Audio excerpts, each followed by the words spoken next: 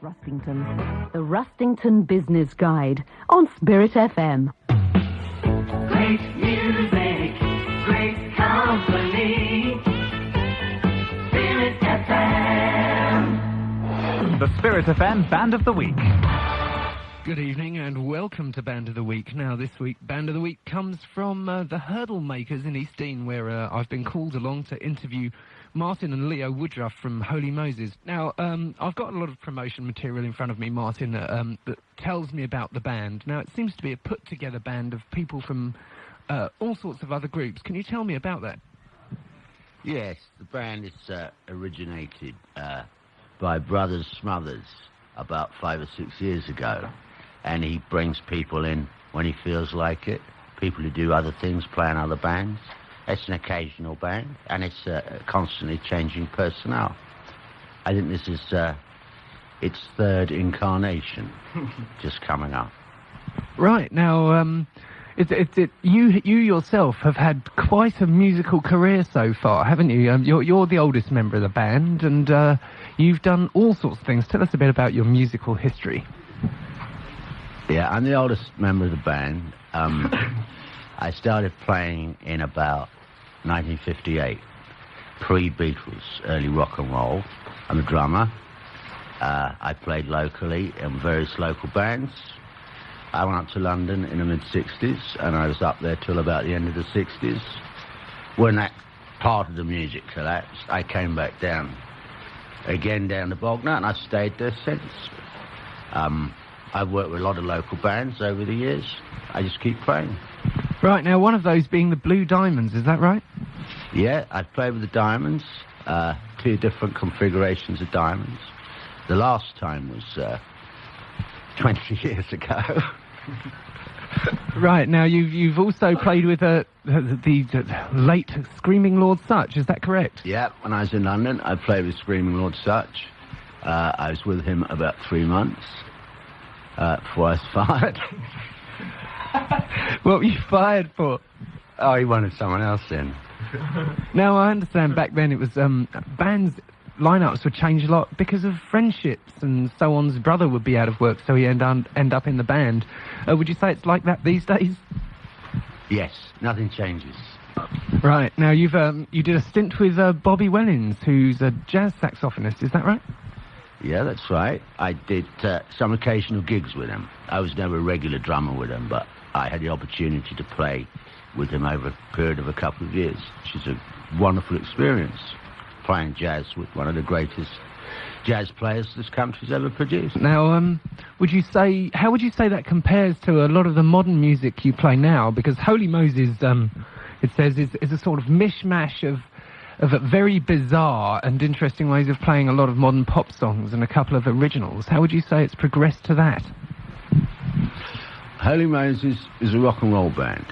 Holy Moses plays good, basic music.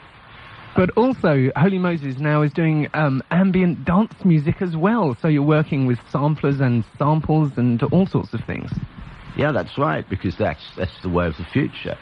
You know, since machine music, since machine time, we must play as tight as machines. If we can't, then, who the hell wants to book us? Why not use machines instead?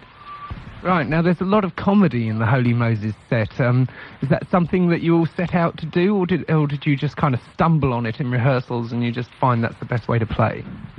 No, I think the comedy comes out in any band is serious about the music. Music is such a serious thing that if you cannot laugh as well, then you may as well pack up.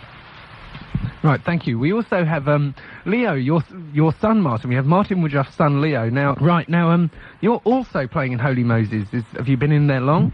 No. It's just started up recently, this last few weeks, rehearsing around our house, and I came in for a jam sort of thing, picking up the guitar sort of thing. And Brother Smothers seemed to think that a second guitar player was a wise move with the band, and it seemed to go pretty well.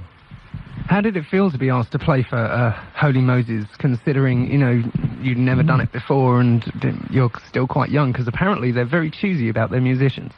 I think definitely I was pretty pleased about it, because I haven't had much experience of that sort of music before. I'm recently sort of playing in a sort of hip-hop funk band with Dad and bass player Jim, and we sort of just do sort of like funk, Bootsy Collins sort of stuff, and it's a huge change. Plus, I'm sure the quality of music is a lot more demanding, and like, yeah, I'm really enjoying it at the moment. So what is the name of this other band you play in? It's Equilibrium. Sounds a bit progressive jazz. What do you have to say about that? Yeah, well, the bass player is a great fan of acid jazz and sort of that sort of stuff, so I'm sure he's got a bit of, you know, jazz in him. So, yeah, it's quite a strange name, but no, I think it goes well with the sort of music we play. Nice. Now, Can I add on to that? Talking about friends, Jim, the bass player's dad, Bill, was the first bass player that I ever played with, some 30-odd years ago. So it's very much a family affair. And now let's rejoin Stu Collier, who's talking to Martin and Leo Woodruff from Holy Moses. now you both have, you also have appearing with you Sir Hubert Carpet. Now, we had Sir Hubert Carpet on our Christmas show last year. Once again, he's very dance, acid house sort of field. How does that mix in with the Holy Moses then, Leo? Well, it's sort of, I think it's one of the first sort of bands to mix rock with new computer sort of sounds. I think it works very well because he's definitely experienced in that sort of area. Now, Sir Hubert is very off the wall. I mean, has he found space to fit in with your music? How's he using it? It's quite a job to make it all work, but I'm sure he's sort of like finding the spaces in the music, trying to like get samples which sort of move, you know, go well with the music. No, it's working well. Excellent, thank you. How on earth do you ever get the time to get together, and how do you get together and rehearse to play a gig, Martin? Well, what happens is that Brother Smothers comes up with something, and then he phones and he says, hey, rehearsals, we've got to do some rehearsals, we've got this gig. And somehow it tumbles together. I think we do it on very few rehearsals. You know, we fly on a wing and a prayer, but then isn't that the best way to play? Now, you've got Mike Smith, a bass player from Liverpool, is that correct? Yeah, that's right, Mike. Lovely player. He was playing with Brother Smothers in a previous band, and he's hung on.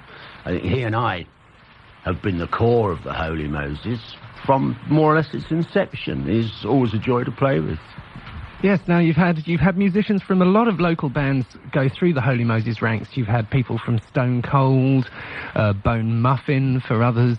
Yeah, virtually every Chichester band at some incarnation, one member has come in and played with you. Which for you, Martin, is, say, your favourite period in, say, the last 3 or 4 years of Holy Moses? Oh, the new band. Always now. Always now. So you would definitely say the band always moves on to better things? Yes, it's essential that it does, otherwise it would die. What we did a year or two back, you listen to the tapes and you go, oh, what, that was good. But that was a year or two ago. You know, you've got to do better than that. You've got to have moved on from there. It's got to be a creative unit. That's what it's for. No, you never rest on your laurels, so to speak. No, that's right, and that's why it's an occasional band.